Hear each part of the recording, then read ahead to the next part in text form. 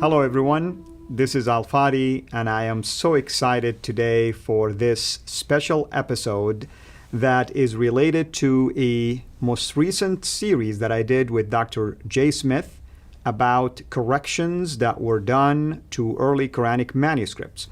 The series was actually based on this particular book that was newly released at that time, and the book here in my hand, which reads the title, Corrections in Early Quran Manuscripts, and the author of this book is Dr. Daniel Allen Brubaker.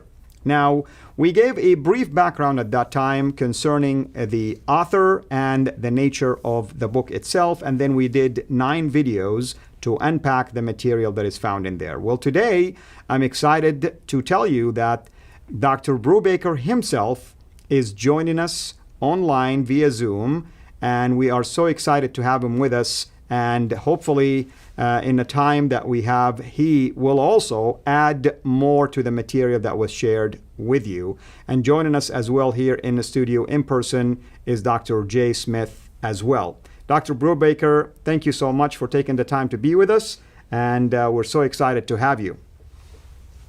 Thank you. Thanks for the invitation, guys. Absolutely. Well, Jay? Dr. Brubaker, we have not only have we highlighted this book in our series back in 2018, and I would encourage anybody to go on Sira International, to go on Fander Films, to just look at the episodes that Al Fadi and I, where we unpacked it, gave examples of it, and really tried to underline the impact of what this was saying. We went further than Dr. Brubaker would have gone, as we love to do anyhow, and we actually came to conclusions on it. But back in May 26 of this year, 2019, so a number of months ago, I went to London, and on my way through London, I stopped off at Hyde Park where I met Hatun Tosh. And Hatun Tosh and I got up on the ladder, and I think I'm corrected, Dan, we actually introduced this book from the ladder 2 hours before it was published. That was how down to the wire we had to get it out so that everybody would go and buy it. And at that time, we had Mansour Ahmad, who is one of the authorities for the Islamic Awareness website, who was in the crowd, was told about it. There were others who were in the crowd. There were quite a few Muslims waiting. They didn't know we were going to do this. And he had to get on the ladder to confront us. And he struggled, and we'll get into that a little later. He struggled with it because he had never really come across this. And I remember asking him, why is it you hadn't come across this? Why is it none of you Muslims have actually looked at these corrections or variants? Why is there nothing published? And why is it it's taken an American who did his doctoral thesis on this? Why did it take him to do something that's been around for 1,400 years, as you claim, and you haven't done it? So what I want to do is I want to ask you, Dan, if you could kind of give us a brief background into why you even went into this area. What was it that really motivated you? What was it that you saw that piqued your interest or your appetite? And where is it that this all came from? But what is it you are now finding? If you could kind of give us the backstory behind this book. And as I understand, this is not the last book. You'll be doing many more. Am I correct on these variants? Yeah, this is just a very small and basic introduction to the stuff that I've done, and hopefully it's the first of many. The big book, actually a big series of books, is in progress of being prepared for publication at a more academic level. And there are a series of different projects that I have going on this in this area and related areas. So yeah, it's just a start. And you mentioned a number of different things, which I follow sometimes, and I don't follow entirely, but I do know that there's discussion out there around these things. As to what got me interested, it's probably the combination of factors. As I was doing my doctoral work in the general area of Islam, early history of Islam, of course I became aware of the sense about the Quran's transmission. Much of the history of the Quran transmission that is traditionally accepted is rooted in the oral nature of the transmission, the sense that it was perfectly orally transmitted. Of course, we know there were manuscripts, but the sense was that those were also those would also reflect the perfect nature of the transmission orally, if indeed that was a true account. And so what got me really interested, and just backing it up a little bit further, is I had been interested for a long time in biblical textual criticism, archaeology, biblical manuscripts, and so forth. And so I had this awareness of that whole rich, now a couple hundred years rich history of biblical textual criticism.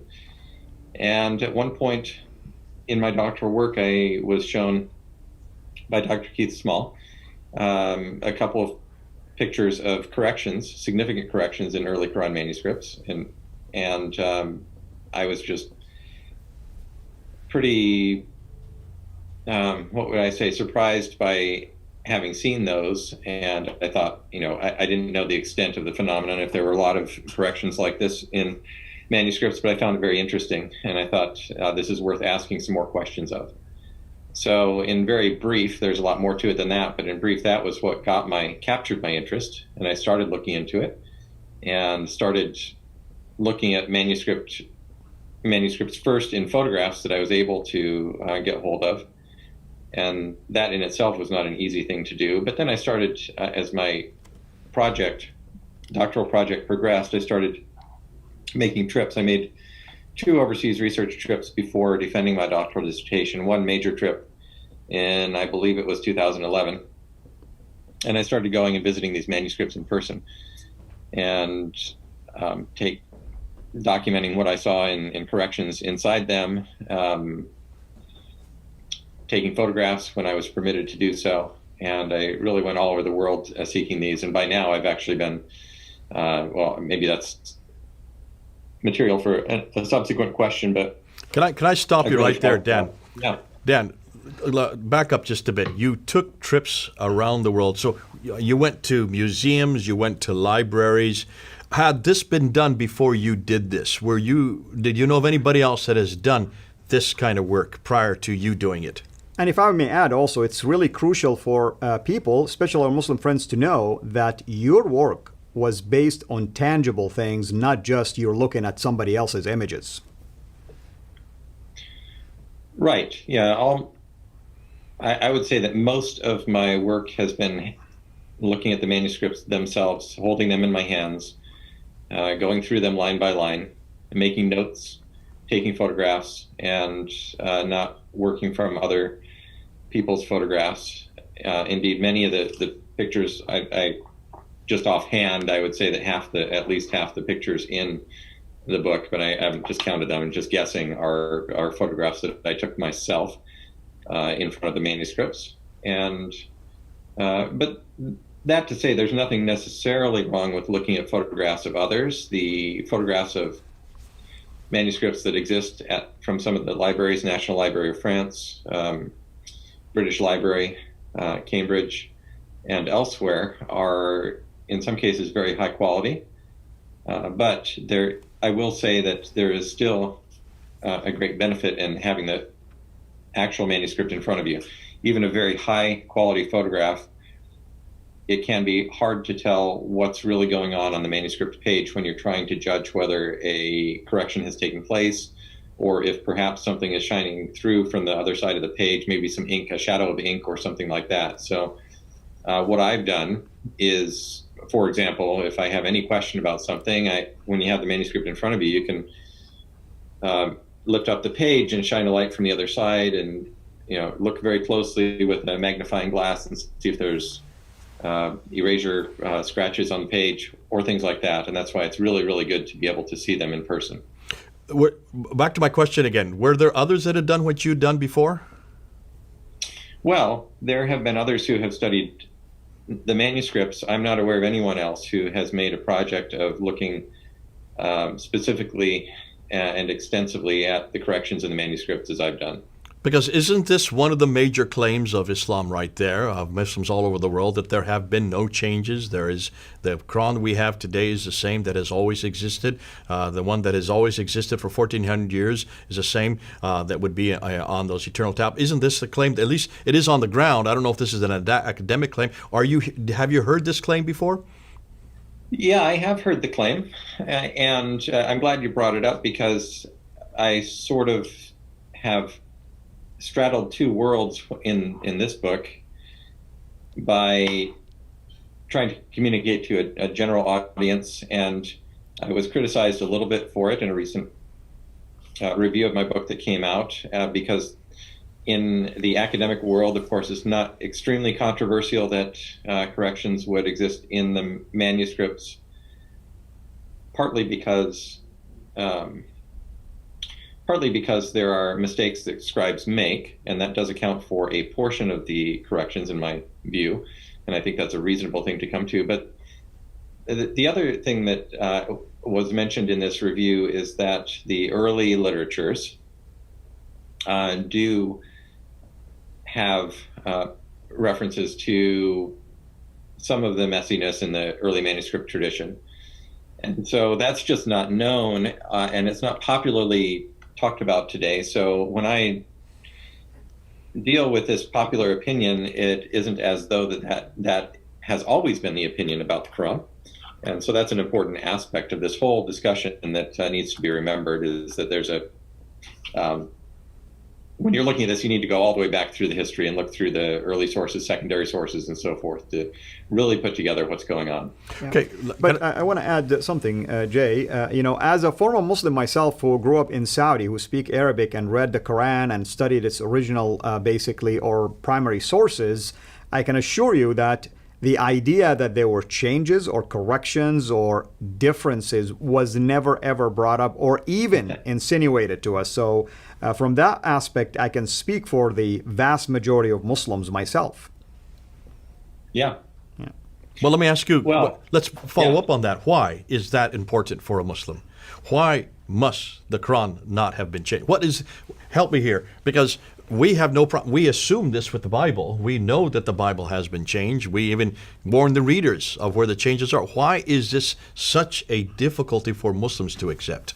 Well, I mean, the changes in the Bible is not the idea that a Muslim have, which is corruption. That's what they think when you talk about a change, or at least copyist errors and things like that. But we are very transparent about it.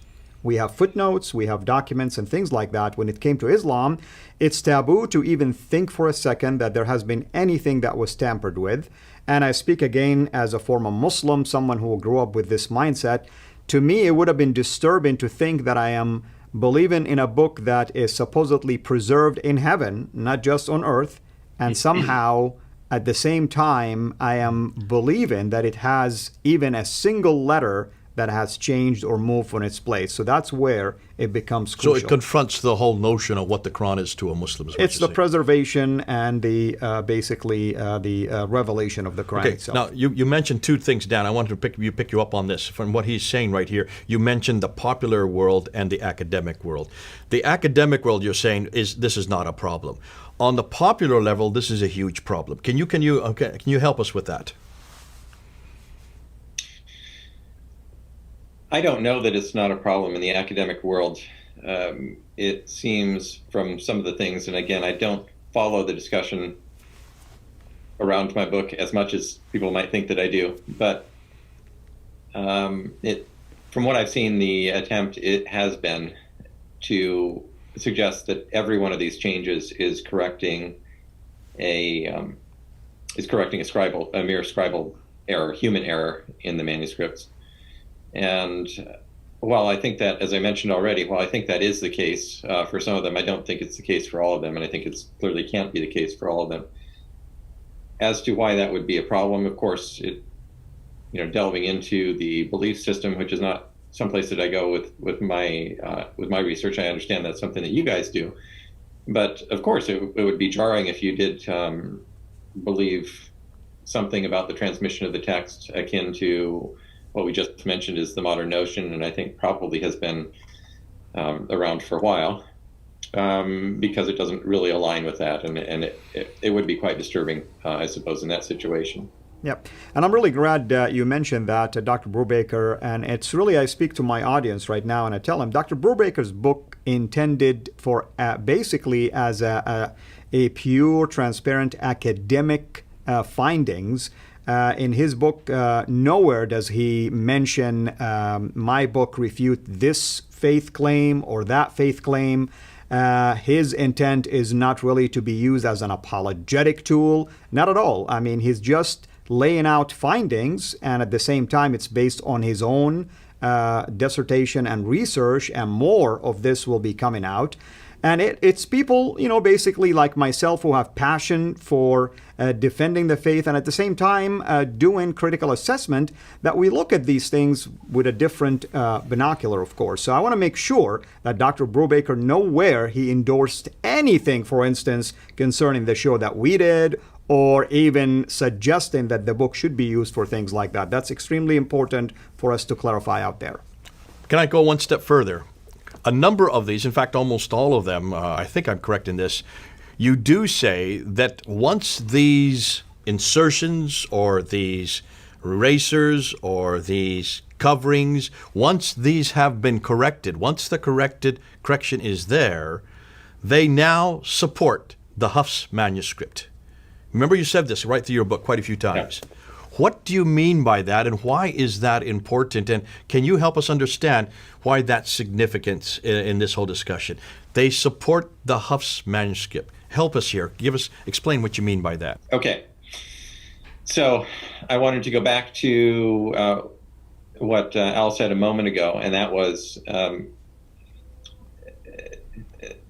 that, of course, I'm not setting out to do the sorts of things that you guys do, but I've also defended against criticisms from some fellow scholars about what you guys have done by saying that I think it's entirely appropriate and fair for anybody to take an academic's work and to talk about it, and to talk about the implications of it, and what are the effects on the ideas that underlie it. Obviously, the Quran is a book that affects the way more than 1 billion people in the world live their lives. And I mentioned this in my book a little bit. And so it is important to ask questions of it and to test it and so forth. And I think that's entirely appropriate. So that's all I was saying about that. I don't fault anybody for doing the sort of thing that you guys are doing. Appreciate that. Okay. So getting to the second question, did you want to say anything more, Jay, about that before I answer the question that you asked? No, and I appreciate you doing that, and I think this is a difficulty. It seems to me that there seems to be a double standard here, and this is fascinating that these academics are saying, don't you dare come to conclusions, and who are they to try to look and try to understand why is it that Muslims are saying one thing, that the Quran has never been changed, and yet when two other scholars come up and say, well, yes, there have been changed, and this therefore confronts this notion that has never been changed. If you were to say the same thing about the Bible, and I would suggest there have been lots of criticisms of the Bible, I don't hear anybody saying that we should not ask these questions of the Bible. And this has been asked for almost since the 1800s about the Bible. And I don't know anybody that would suggest that you should not take that to its logical conclusion and look at the ramifications of historical criticism and a very good redacted source criticism on the Bible. So there seems to be a double standard here. They get upset if we take these conclusions to its logical conclusion looking at the Quran, but they don't get upset when we do the same thing on the Bible. Yeah. Well, I think that when textual criticism began on the Bible, there were some points of discomfort with that. But as you correctly note, today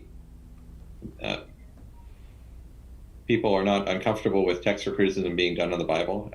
My view, and you guys know I'm a Christian, is that if something is true, it will stand up under scrutiny. That's right. And so I'm perfectly comfortable with pursuing evidence wherever it leads, and I think that's a very healthy way to go about life. So, Ari, let's go back to the second question, and that is, why is it that these corrections seem to create or seem to standardize the text to this reference Huffs that you keep bringing up with? Can you explain that to us? Well, the interesting thing to me is, I didn't go at this looking for any particular answer to that question, but what I have noticed is that most of the corrections wind up with a rasam, that is the skeletal text, that is in conformity at the point of the correction with the Haas text. And by being in conformity with the Haas text, I don't mean that it has the dots and the short vowels as the Haas text has today, but that the skeletal text at the point of the correction aligns with the Haas text. Now, in most cases, I can't see what was written underneath that correction. And so is it possible that what was first written there was also in alignment? Yeah, it is. But then that would be the question would be, why then was something erased and overwritten or otherwise corrected?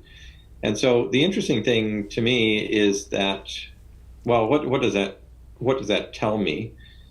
Aside from the instances where there was just human error and it was corrected, and dealing with the other situations where I don't think it was human error, it seems to indicate a picture in which there was a certain degree of flexibility. I don't think it was great, but there was a certain degree of flexibility perceived in the mind of the scribe, whether they were copying from an earlier example or they were copying from their oral memory, or whatever the case may be. There was a perception at the time of production of some of these manuscripts that what was first written was, in fact, the correct text. And so what it looks like is that at some point in time, after the production of these manuscripts, they were made to conform more closely with, not entirely conform, because there still remain places in these manuscripts that are not quite in conformity with the Haas text, but made to conform more closely with the Haas text. So that looks like a pyramid that's moving closer toward conformity over time. That's a very oversimplified picture, but that's a general answer to what the picture looks like to me at this point. And there will be people who criticize me or challenge me on that, and it's based upon a different interpretation of the evidence. And I'm happy to consider all those things as well, because I'm not stuck on a particular interpretation. I'm just trying to convey what it looks like to me at this moment. Daniel, I would suggest if you see a eraser in a text, if you see a eraser of a few words sometimes, if you see of an insertion of an entire line, if you see in one case, we have one example that you've put up there where there are 8 different coverings on one page, and what remains now conforms with the Huff's text. I would suggest that there is a concerted effort to standardize the text. But here's the problem, and let me. You don't have to answer this question if you don't want to. We know that the Huff's text was only chosen for the city of Cairo in 1924, for the country of Egypt in 1936, and was only made worldwide as a standard for the whole world in 1985. That's only 34 years ago. What does that say, just off the top of your head, if indeed they're standardizing it to this text? This text is not even 100 years old. How could they then even standardize it in manuscripts that are disparate in many different countries, which would not have come under this rubric, would not even have been seen as the official text until 34 years ago? Yeah, I'm glad you asked that question, because I think it's important not to make too much of the modern. Hafs on Asim is a reading tradition that goes much farther back than this past century. What you're talking about is the Cairo edition, which is now in the 1985 edition, has some other very slight improvements made to it as well. And there's a whole history of the printed. Of the print history of the modern Quran, but I would say it's too much to say that the fact that these conform to that version indicates a much more modern process toward conformity. That's not what I'm saying, but rather I had to choose something as a standard or as a point of comparison that was just going to be a uniform, universal point of comparison in my work. And so I chose the modern standard, which is Hafs on Asim, the Cairo printing, the Cairo edition. And it doesn't mean that I think that these corrections are pointing toward some future 1,000 years future edition, but just that they tend to go toward that skeletal text. The other thing that I'll say about that is we don't have a big enough data set, so we don't have as you know, we have thousands of instances of correction, but as far as portion of the entire Quranic text that has been corrected, it's not it's not anywhere near the entire text of the Quran that has corrections in it. These corrections are sort of concentrated in different areas and so forth. Yeah. Okay. And it's really interesting, Dr. Brubaker. I mean, any way you look at it, and I definitely, I'm not putting words in your mouth, and I agree with you that one would say, you're not pointing to a change that took place recently to conform it to something that was just canonized. It could have been that they're trying to match the Hafs reading from the beginning. But the interesting thing is the Hafs reading didn't gain also popularity until later, many centuries later. And there are many traditions of Hafs, of course. This is one of at least 5 that we know of. We have 7 in London. And 7 there you go. Hafs readings. But even attributed to him, put it that way, attributed to Hafs. That's right. And I'm thinking, I'm playing the devil's advocate right now, even if early on the scribes were trying to conform to a specific reading, that tells me that they're discounting the Warsh and any other readings as well. So technically speaking, that in and of itself could be problematic. Again, this is something for me to unpack, of course. Yeah. Many of the things that we consider to be the Hafs reading are represented in the short vowels and in some few cases with maybe the diacritics, but so it's not going to show up in these manuscripts. Can I back up? Can I just back you up on this, Dan, real quickly? The Hafs reading, this man that died in 796, that's his date that he died. So that's late 8th century. The only difference between him and, say, Al-Duri and Al-Huzayni, all these other readings, Warsh included, is really only dottings and vowelization. Am I correct? Primarily, yeah. Al, do you know differently on me than that? Because I, for the most part, that is true, and I don't know if there are exceptions to that. I do know the people who would know that answers to that question. Yeah, I mean, it's primarily the way to pronounce more so than the rasm itself. Yeah. So the rasm is the same between Al-Duri, Zaini, all these Warsh. The rasm would be the same on all these manuscripts up until the late 8th century. Am I correct on that? For the most part, yeah. And so when I say it conforms to Hafs, I've kind of bounced around as far as how do I say that when I'm comparing it to the modern edition, because the modern edition, the Rasam, the bare skeletal text, really does align with all the readings for the most part. Okay. So yeah, it's kind of, I haven't found out exactly the right way to best represent what it is that I'm talking about here, and every term that I use has some way that you can criticize it. If you say the 1924 edition, then people will criticize for using a modern edition as a standard, and so forth. So okay, let's back up. Why don't we say this then, Dan? Would you say, and of course the manuscripts that you're looking at, the manuscripts where you've done all your work, are really the earliest manuscripts, are they not? So we're talking about 8th, 9th, and 10th century manuscripts. Yeah. And Hafs would have died by the late 8th century, 796. Yeah. So this is really a moot point, whether we call it Hafs or not, because he was in the same time period that you're looking at. But what we're asking, maybe you don't have an answer, but I'd love to push this a little bit.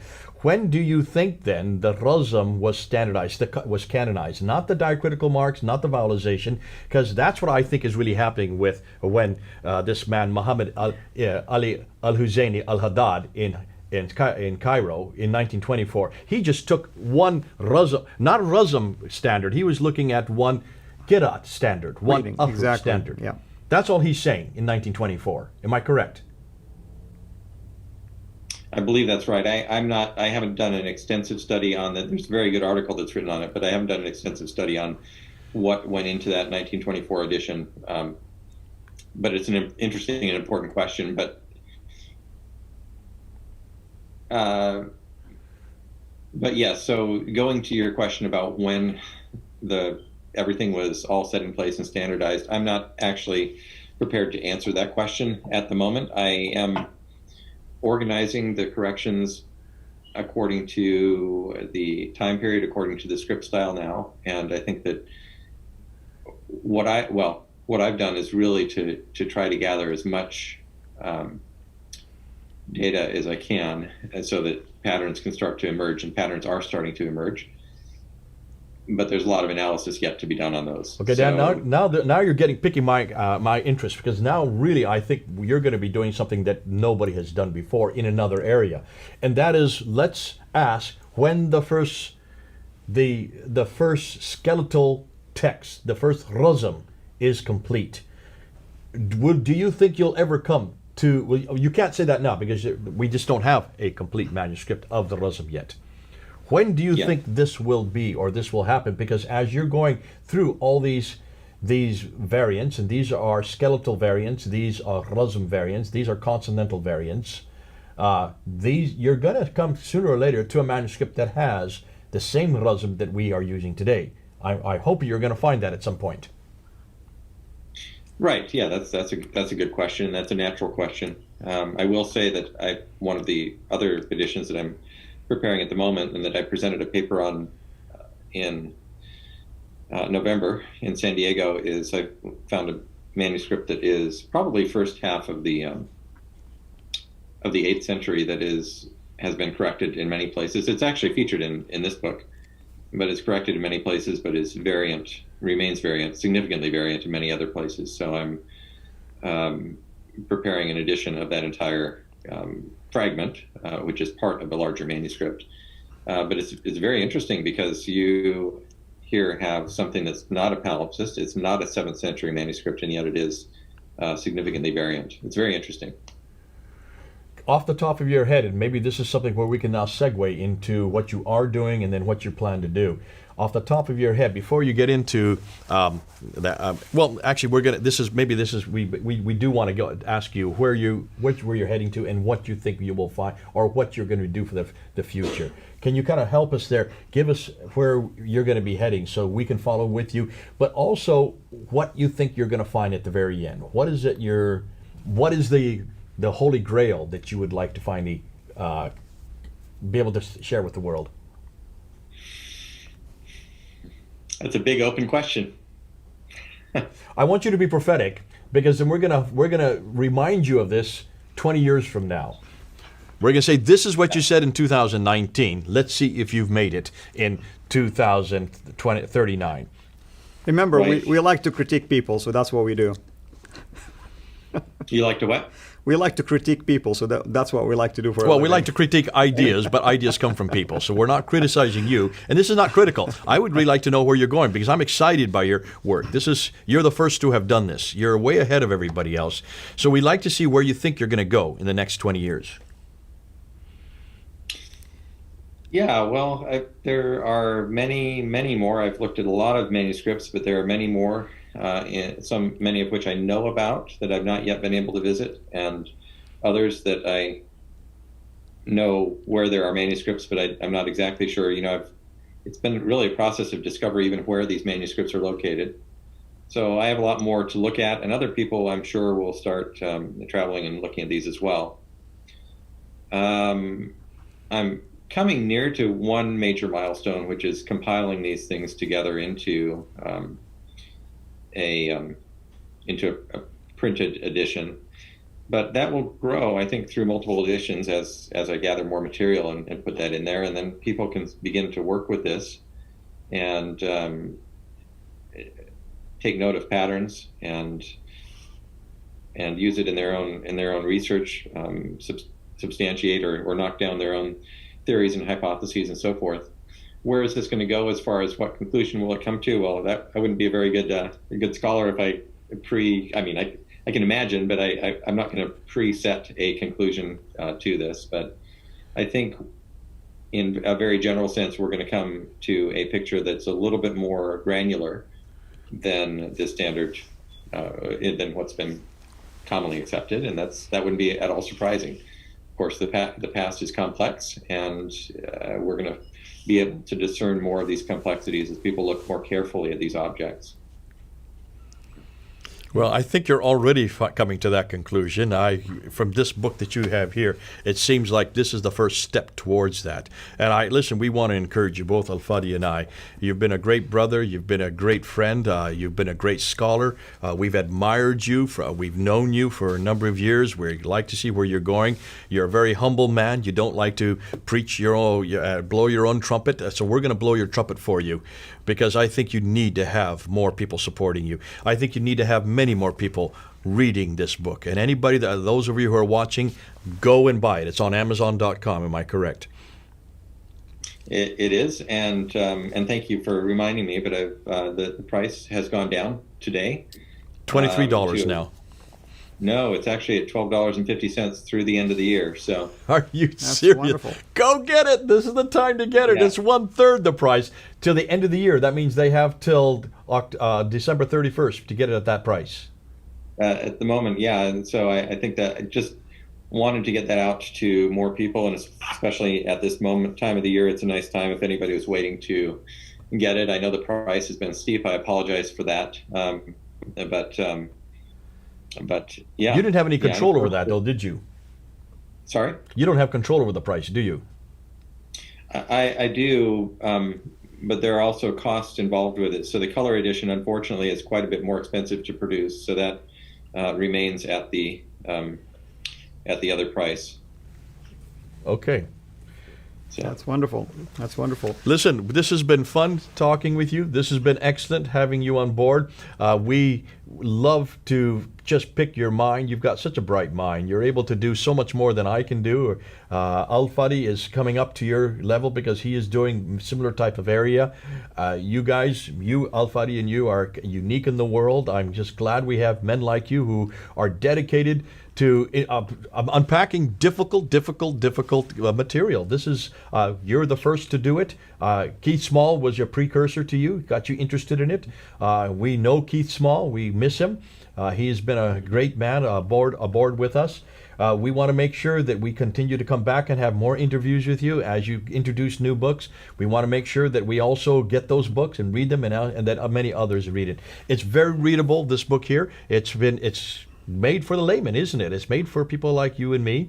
It's also made for the scholar because it has both all the reference forms and all the Arabics, but in some ways you don't even have to know Arabic to understand what you have introduced here. That's right. So God bless you, Dan, for what you've done. Amen. May you have many more years, and may we see many more books coming from your pen. We really hope and pray that the people who have watched the series, and also, maybe we encourage you to buy the book. You heard, the price is going down, and this is a smoking deal, actually, in my estimation, and the book is worth it. That you will find this book to be a very helpful resource to you. If you're a Muslim, we want you to really look at it with an open mind. There is nothing in here that is pointed at you.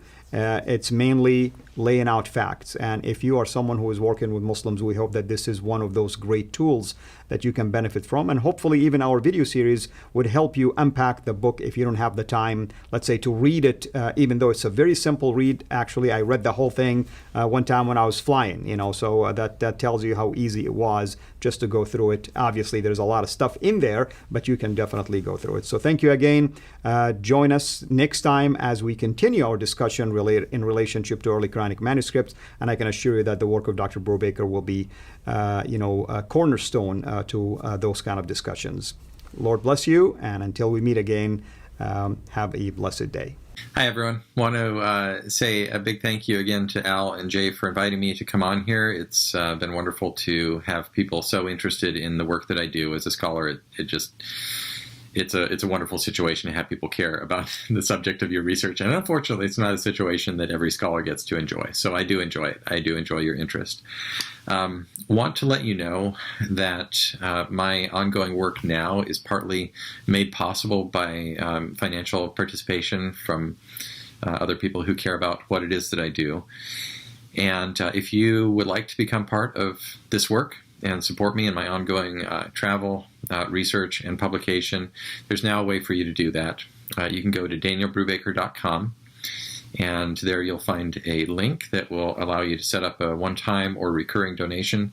And your gifts, thanks to the partnership of some other folks, are 100% tax deductible. So thank you for considering that. And by the way, DanielBrubaker.com is also now going to become the hub for my blog posts, my sort of outlet of information about what it is that I do, listing of my publications. From time to time, new material will go up there. So if you're interested in this work, you can sign up there to be notified when new material comes up, or you can check back from time to time and see what's new. So thanks so much for that. That's the financial appeal, and I'm so grateful if you would consider that. There's one other sort of category of things I wanted to mention to you now, if you have a moment, and that is that I've noticed over the years as I've done this work that it's really excited. It really it is exciting work, and it's easy for people to get excited about what it is that I research. And in their zeal, sometimes people will repost the material without thinking to give a direct credit to the one who made it and the one who discovered it. So I do take it as a compliment, and it's an honor, but do want to mention that what I've done has been done with a great deal of effort and time and care, attention to detail and quality control and so forth. And so it is helpful to me as you go about your discussion of my work to remember a couple of things. Number one, if you do share my work, please give me credit for it by name, just basic request. Number two, you should be aware that many of the photographs that I've published, I had to get copyright permission from the copyright owners to do that, and other photographs that I published are my own copyright because they're my photographs. In every case, you should take care to get permission if you are going to republish something from the copyright owners. And then number three, if you do happen to come across material online or elsewhere that you think is mine but that doesn't have credit to me, if you would be so kind as to help me out by leaving a comment at danielbrubaker.com. It's not because I want to be hard on anybody or anything like that. It's just helpful to me to be able to contact those folks because I don't always really pay that much attention to things, but it's helpful to me to have sort of a heads up so I can contact them and let them know how to appropriately credit me. Or if it's one of my colleagues, I can let them know how to credit my colleague as well. So that's about it. We're about 5 years post doctorate for me. It's an exciting time. I know it took a long time for me to get my first little book out, but there is more coming. So it's going to be an exciting time the next couple of years. And thank you for your interest. I hope it'll be an interesting time for you. And I do look forward to publishing more and getting more into your hands for those of you who are interested. Thank you again to Al and Jay for inviting me on, and wish you all the best, and thanks again. Talk to you soon. Bye.